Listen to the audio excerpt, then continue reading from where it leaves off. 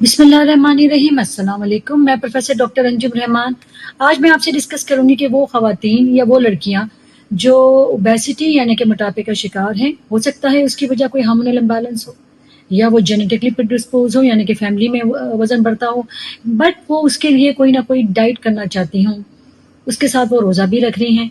तो क्या ऐसा होना चाहिए उनकी डाइट में, ऐसे क्या रमज़ान में होना चाहिए कि जो उनकी मेडिसिन के साथ वो अपना डाइट प्लान कर रही हैं, अपनी बॉडी को कम करने की कोशिश कर रही हैं, वो कंटिन्यू रहे। ऐसा ना हो कि 1 महीने का उसमें इंटरप्शन आ जाए। क्योंकि ज़्यादातर जो ओबेसिटी की ट्रीटमेंट होती है उसमें हार्मोनल इम्बैलेंस के अलावा वो खवातीन भी होती हैं जिसमें फैमिली होती है कि जी उनमें ओबेसिटी का शिकार होती हैं। वो किसी न किसी मेडिकेशन पे और किसी न किसी डाइट पे होती हैं, और अगर 1 महीने का डिफरेंस आ जाएगा, 1 महीने का गैप आ जाएगा, तो फिर डे 0 से उनका शुरू होगा। देखिए जी, आपकी डाइटिंग जैसे कि मैंने आपको पहले भी बताया था कि जब आप रोज़ा रखते हैं, फ़र्ज़ करें आप इंटरमिटेंट डाइटिंग में हैं, हमने उसमें कहा था कि जी आपका जो है अगर रात को आपने 8 बजे खाना खाया तो सुबह 10 बजे होगा, उसके बाद आप नाश्ता करें और उसके बाद फिर रात का खाना होगा। प्रॉब्लम ये है कि समझे कि ये चीज़ वाइस वर्सा होगी, रादर कि आप रात को लेट नाइट ले रहे हैं बिकॉज़ आप सेहरी भी कर रहे हैं, फिर आप हो सकता है इफ्तारी करें, फिर उसके बाद खाना भी खाएँ। तो जो मॉर्निंग का आपका गैप है, वो इस चीज़ को नंबर 1 है कवर कर जाएगा। दूसरा मैंने आपको बताया कि डिफरेंट रिसर्च ने शो किया कि जो लोग रोज़ा रखते हैं, हमारी बॉडी की कुछ खुलिये हैं, कुछ सेल्स हैं, जो एबनॉर्मल सेल्स हैं, कुछ वो उनको खा जाते हैं, जिनमें चांसेस होता है कि वो आगे जाके कैंसर बनाएँ या किसी बड़ी बीमारी में आपको मुब्तला करें। ऐसे फ्री रेडिकल्स को, ऐसी चीज़ों को जो हमारे अच्छे वाले सेल्स हैं, वो खा जाते हैं और ये हमारे लिए एक सेहतमंद रहने का एक बेहतरीन तरीका है। नंबर 1 ये हुआ कि आप अपनी डाइट को कैसे मैनेज करेंगे। पहली बात ये हुई कि जो आपकी सेहरी हो, जैसा कि आप नॉर्मल रूटीन डाइट में अवॉइड करते हैं मीठे को खाना, कार्ब्स को कम करते हैं, इसी तरह आपकी सेहरी में भी ये चीज़ें होंगी। आप कोशिश करें कि जो अगर आप चपाती खाती हैं या आप रोटी खाती हैं, तो वो आप जो ब्राउन शुगर के पेशेंट का चक्की का आटा होता है या जौ की रोटी होती है, आप उसका खाएँ।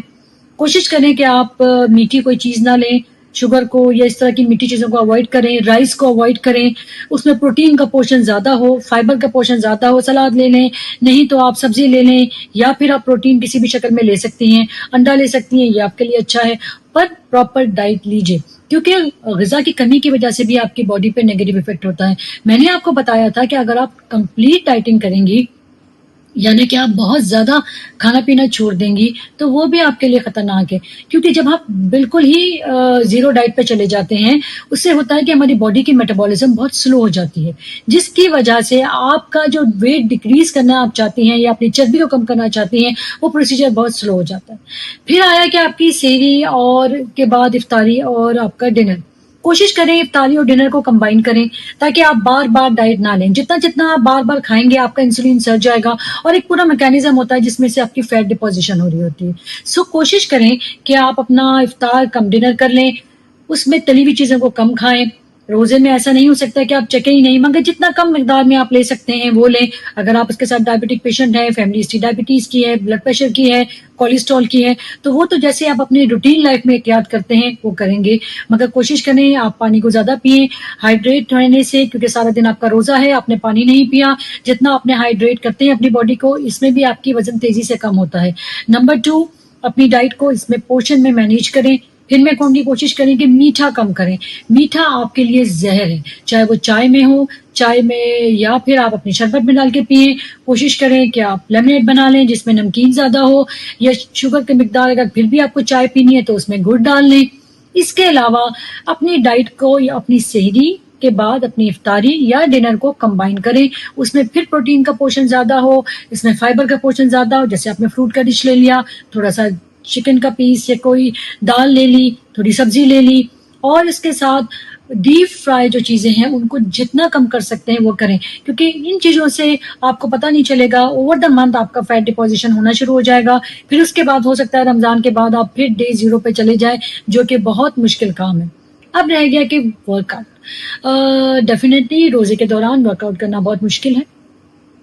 या तो आप बिल्कुल इफ्तारी से कुछ घंटे पहले अगर आप कर सकते हैं, आपको प्यास ज़्यादा नहीं लग सकती, तो आधे घंटे का वर्कआउट कर लें। अगर ऐसा नहीं है तो इफ्तारी या डिनर के बाद आप वॉक करें। मिनिमम भी मैंने आपसे कहा था कि आप 15-20 मिनट से शुरू करें। آپ اس کے بعد اس کو گریجولی 15-15 منٹ سے بڑھائیں. یہ آپ کی باڈی کے میٹابولزم کے لیے، آپ کی غذا کو ہضم ہونے کے لیے اور آپ کی وزن کو کم کرنے کے لیے بہت ضروری ہے. روزے کا مطلب یہ نہیں کہ ہم اموبائل ہو جائیں، ہم کام کرنا چھوڑ دیں. جتنا آپ فزیکلی ایکٹیو ہوں گے آپ کی باڈی کی میٹابولزم اتنا ہی فاسٹ ہوگی، آپ کا کھانا اتنا زیادہ جلدی ہضم ہوگا، آپ کے فیٹ ڈپوزیشن اتنا ہی کم ہوگی اور آپ اپنے آپ کو ہیلدی محسوس کریں گے. جب ہم ہم جب دیکھتے ہیں اوور دا ٹائم، ہم دیکھیں کہ جی ہیلتھ ہے، پھر ہماری گھر ہے، ہماری گاڑی ہے، ہماری لگژری لائف ہے، اس میں سے اگر صرف آپ ہیلتھ کو نکال دیں تو باقی سب چیزیں زیرو ہو جاتی ہیں. Thank you very much. Pakistan زندہ باد.